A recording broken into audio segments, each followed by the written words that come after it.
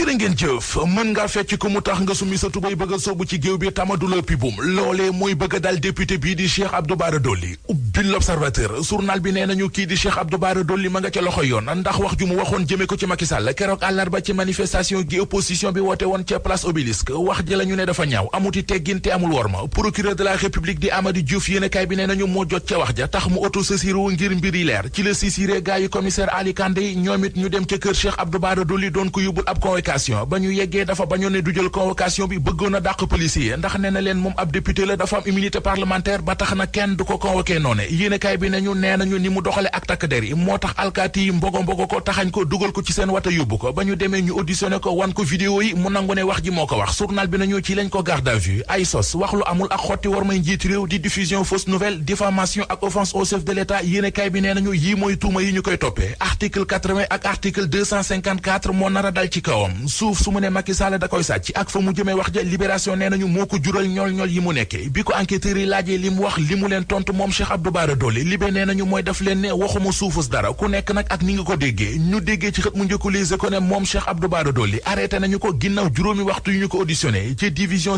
cybersécurité fa la fanaan démb Les Échos mi ngi ñuy leeral it lu tax ba ñu koy jàpp sóoraale wuñu woon ab immunité parlementaire am te muy ab député source wa nañu ñetti tuuma moo ko bàyyi fa mu nekk tir bi nañu article 80 bi dal na ci kawam ba ma nga ñu garde à vue war koo defeere tey ji mu wuy ji procureur bi Vox Populi nañu saaga yu mu saaga njiitu réew mi karak moom la yoon di lijjanti ak moom kaddu yu Moustapha Diakhaté ci xët mu njëkk journal bi di Vox Populi ma nga fay ñaan kii di Cheikh Abdou Bara Dolly na ko yoon teg ay daan yu tar ki mu doon saaga ak sàllawlu di Macky Sall moom président de la République yéenekaay boo xëy xool fekk ko ca Soleil national nañu ci waxtaanu mu séqoon démb ak waa RFI ak waa France 24 ba ñuy wax ba yegg ci li waa Yewwi Askan Wi ne bu seen liste nationale bi bokkul ci élection législative yi ay élection du am ci réew mi la ci président Macky Sall tontu yéenekaay bi nee nañu mooy daleen ne li ci kanam rawati bët élection législative yi dina am ci réew mi ci àpp bi ñu ko jàpp réew mi quotidien gisee ca nañ njiit réew mi tontu na Ousmane Sonko Sud Quotidien nañu lu jëm ci liste Yewwi Askan Wi ñu rejeté ak lu jëm ci li opposition bi ne bu ñu bokkul ci législative yi kenn du bokk ndax élection du fi am Macky Sall tëj na wax ja nee na liste bu wàccewul ak parité mënut a jàll un point un trait la Sénégal nañu noonee la ko waxee yoxiwul déng-déngwul nee na leen ak lu mën di xew ay élection moom dina am ci réew mi ci date bi ñu ko jàpp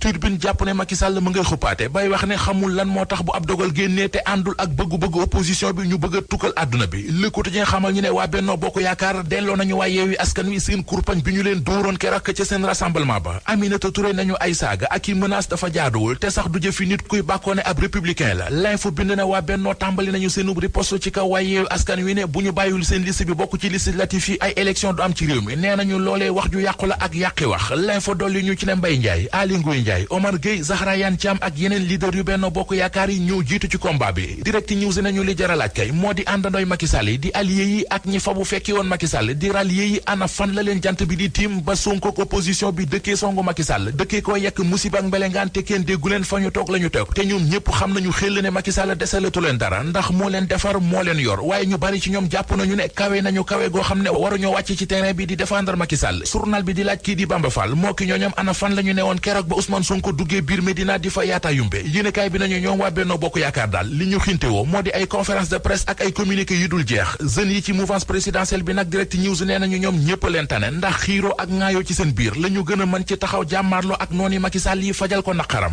Aliou Cissé entraîneur équipe nationale bu football bu Sénégal xëy na dénk waa Source A ay mbir yu yéeme ubbil yéenekaay bi Aliou Cissé mi ngi leen di xamal ne benn bés dama doon dem si Ziguinchor bi ma ñëwee ba Kaolack taxaw di jël essence am ñetti jeunes yu ma fekk ci station bi ma doon jëlee essence ne ñu grand li ñu bëgg moo di nga dimbali ñu bàyyi Saliou Ciss mi ngay woo ci équipe bi Aliou Cissé ne leen nit bi may soog a jël équipe bi am na ay joueurs yoo xam ne bi ma leen woowee li ñu ma wax moo di bu dee damay ñëw di toog ci banc bi bul ma woowati